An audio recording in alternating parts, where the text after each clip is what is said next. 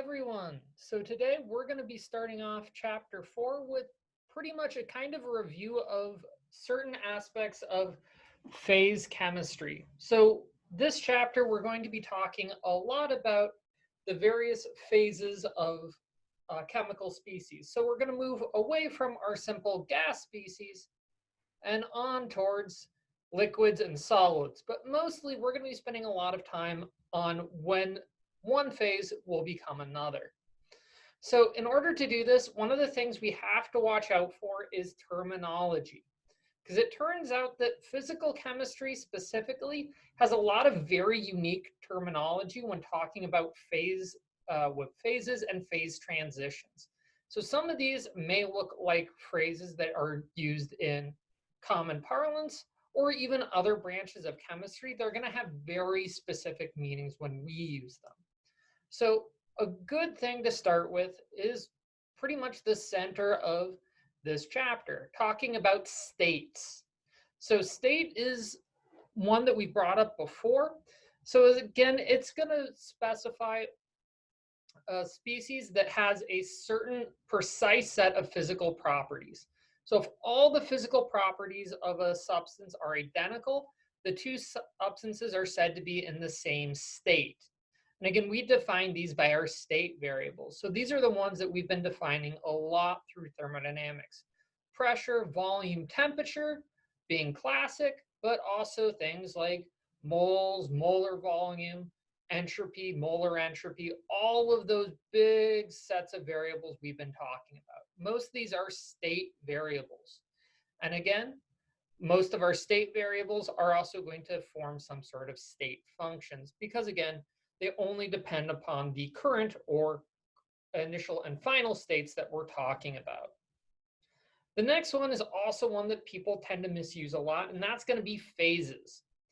So something is said to be in the same phase if it has a uniform chemical composition and an identical state. So as soon as the states start differing in between two species, or the chemical composition changes.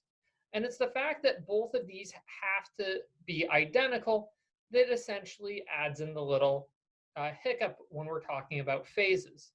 Because you can have two species that have the same chemical composition. For example, diamond and graphite, they're both carbon species, and more importantly, both pure carbon species, but they have a lot of different properties, such as, say, they have different densities and different molecular arrangements. So while the chemical composition is identical, the states differ, and this means that they form different phases. And this will hold for any set of allotropes. So again, allotropes is our phrase for different configurations or arrangements of species. And when we're talking about allotropes, we're almost always talking about solid allotropes, such as diamond and graphite. But we'll encounter several other very unique sets of allotropes as we move throughout the chapter. Then the other thing we should also watch out for is when I use the word constituent. So a constituent species is going to be any chemical species that's present. So for example, if I go ahead and throw salt water, so sodium chloride, into water, I've got three separate chemical constituents because my sodium chloride immediately separates out into sodium, chlorine, and water. So I've got three different constituents. However, this is going to be slightly different from components, which are going to be chemically independent constituents. So while I form two constituents from my sodium chloride, sodium and chloride, if I know the concentration of one, I know the concentration of the other. So these two aren't going to be independent. So soon as instead, chlorine is going to be dependent upon sodium. So despite the fact that I have three constituents, I'm going to have two components. We can also imagine this getting a little bit more complex. So for example, what would happen if I threw calcium chloride along with sodium chloride into water? Well, then I'd have four constituents: calcium, sodium, chlorine, and water, but I'd have three different components. sodium chloride and calcium chloride and water. Because as soon as I know sodium and calcium, I immediately know chlorine. So it's not truly independent. And this is one of those things that can get a little bit messy in practice. So it's very important that we have the terminology ahead of time. So some of the other things we're going to want to focus in on is less about the individual states and species that I'm examining and a little bit more about what they do. So we're going to be focusing a lot on phase transitions. So these are the same thing as phase equilibria. So this is going to more or less just be a phrase to describe when two or more phases are present simultaneously. So the classic case is actually again with water. If I have liquid water present, this means I almost certainly have water vapor also present. And if these two species, so that means there is a phase transition taking place. And if I allow these to rest infinitely, so they come into equilibrium, this will be known as a phase equilibria. And so this is actually a very important set of terminology to know. However, because we often make use of phase diagrams to demonstrate where phase transitions occur, on these phase diagrams, we call these phase boundaries. And these are essentially going to be lines that denote where a phase transition or a phase equilibria occurs. So where I'm going to have multiple phases present. And we also have a couple other sets of terminology that help describe these phase transitions. So it turns out most of the time, if I have a liquid present, the gas is almost always present too. And so if I let my liquid rest long enough, it will reach what's called the vapor pressure. So this is more or less just going to be the partial pressure of the gas over a liquid once we get to that equilibrium mixture. So again, with an infinite resting time, because we're still on thermodynamics and haven't focused in on the kinetics or non-equilibrium states. However, there's one very useful point that we should make note of, and that's going to be the boiling point. So a liquid essentially ends up boiling when it starts releasing vapor at a pressure greater than the pressure essentially keeping the liquid down. So that pressure keeping it down is going to be our external pressure, and most of the time it's about, say, 1 bar.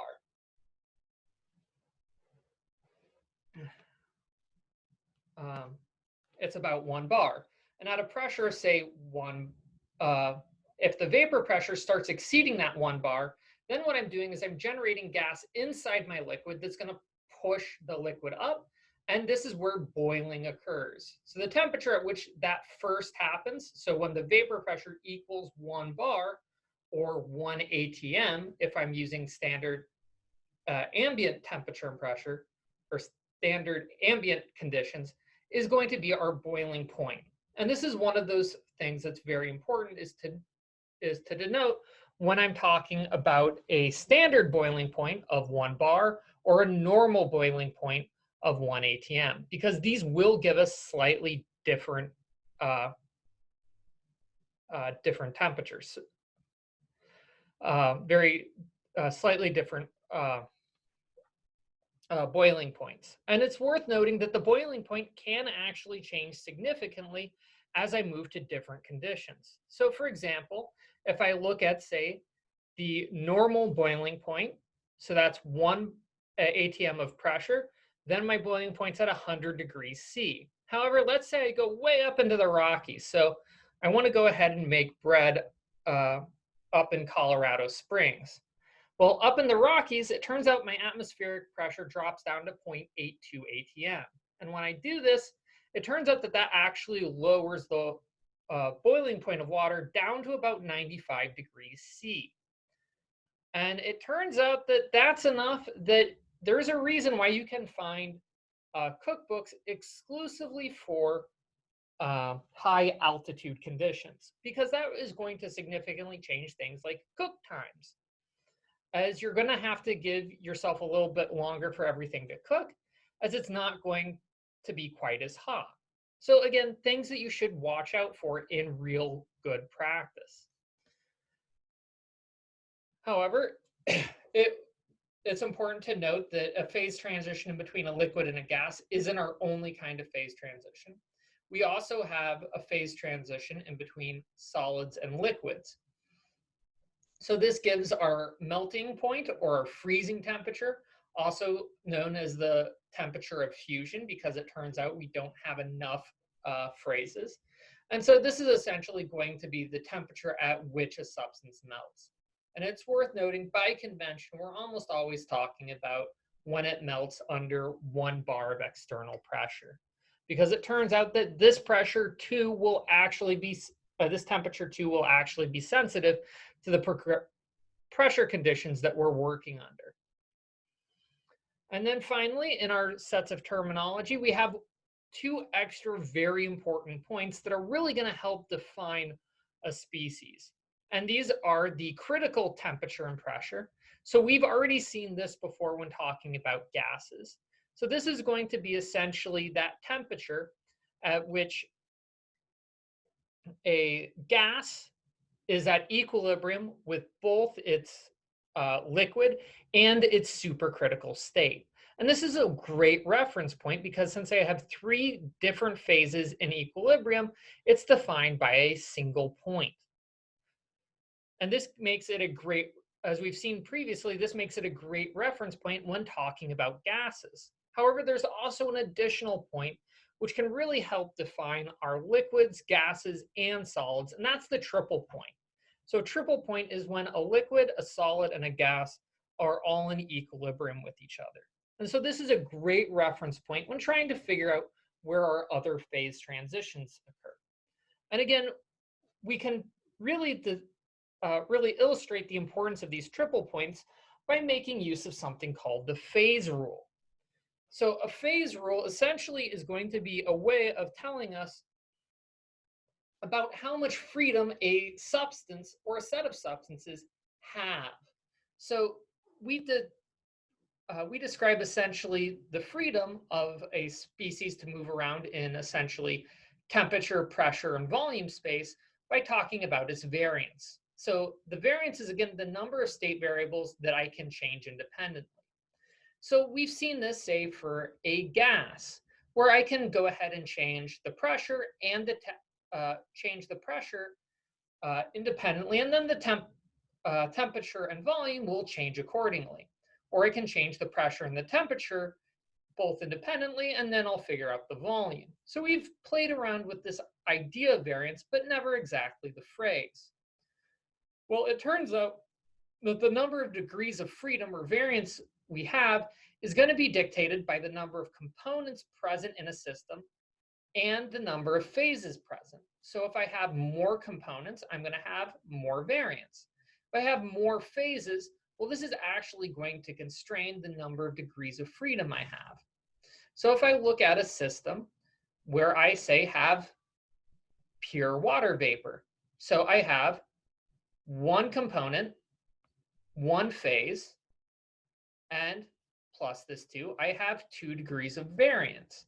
So this is the reason why I can change pressure and temperature independently, but I can't control volume at that point. Because again, according to the ideal gas law, as soon as I know pressure and temperature, then the molar volume is intrinsically already decided.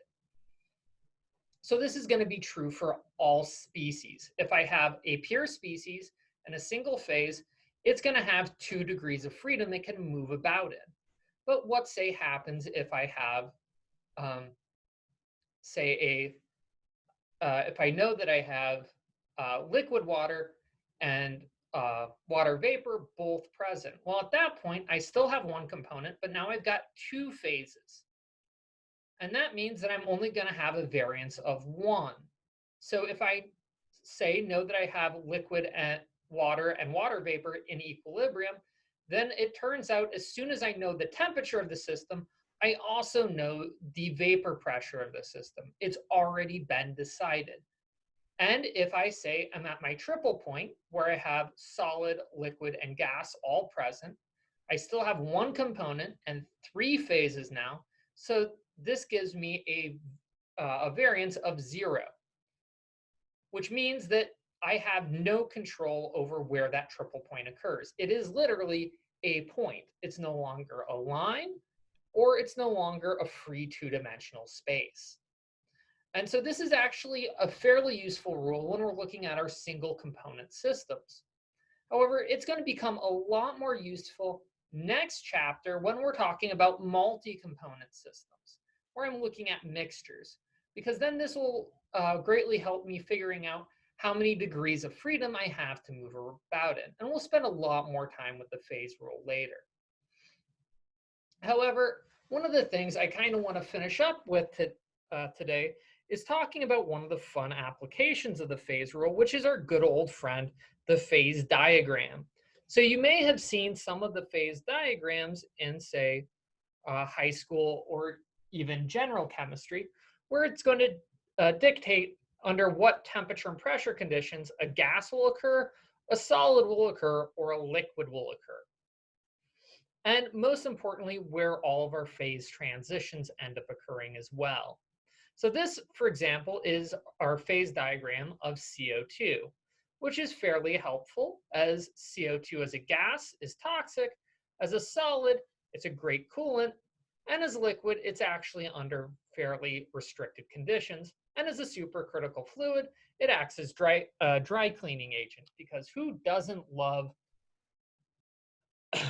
a nonpolar system that's as thick as a liquid but moves like a gas? Great for cleaning. And so when we're looking at these regions, what we're going to find is several of these terms and regions we've talked about, especially in mind of the phase rule. So for example, if I have a gas, I can have a temperature and a great number of different pressures. But as soon as I have any liquid, I have any dry ice present, then it turns out that I'm going to be constrained to be along this phase transition. So as soon as I know, say, the vapor pressure of the CO2 coming off, I immediately know the temperature of that CO2, because there's only one point at which these substances are going to be in equilibrium with each other. But this still does give me 1 degree of freedom. So I can have a range of different temperatures, but as soon as I know the temperature, I know the pressure it corresponds to. If I have a gas phase CO2, I may know the temperature, but there may be a great number of pressures, vapor pressures it may contain. And similarly, if I have a solid, well, it turns out that I may know the pressure or the temperature of the solid, but as long as there's no gas, then it's perfectly defined. Now, in practice, it's worth noting that as long as you're under equilibrium, there will always be some gas being released from a solid or a liquid. So solids or liquids are very frequently found along these phase transitions, which is one of the reasons why we greatly appreciate being able to describe these phase transitions, as it's going to tell us a lot about the solids and liquids. However, if I have a gas and no solid or liquid, this is actually quite common. And at which point I'm going to usually describe it with one of the gas laws we defined earlier. So this essentially gives us a brief summary of what we're going to be looking at this chapter when talking about phases and phase transitions of pure species. Next time, we're going to focus a little bit more on a special case, and that's going to be our good old friend, water. Till then, take care.